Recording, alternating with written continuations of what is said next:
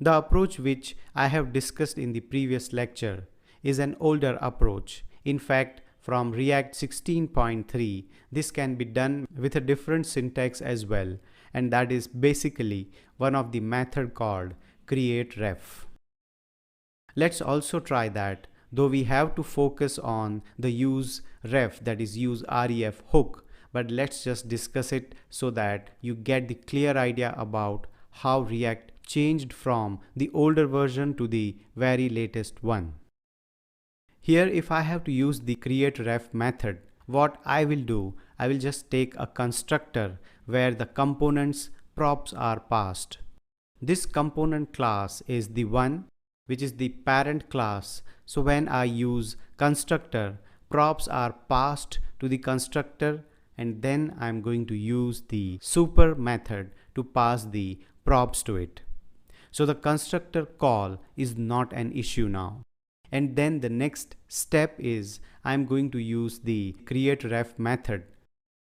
So I will say, for example, let's use the same name. So it will be this dot input element. That's the name I'm going to use, equal to react dot create reference, that is createRef. This is going to create the reference element, the I element, that is. Once the element is created, next thing is you need to assign the reference of this text box to I element. Now because this syntax we are removing, we will not have any arrow function inside this ref. Instead, you just have to pass this created reference element. So the only thing you need to do is you just have to pass the reference here. So I will say this dot I element. Now let's say here we want to set the focus.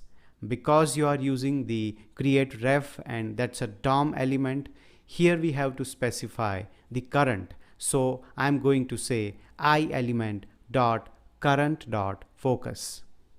Let me just refresh and you see again the output is similar. Now on a click of a button, we will again face the problem. So here also we will just say I element dot current dot focus. So if I have focus here on the first box, click on the button and you have this cursor set in the second text box.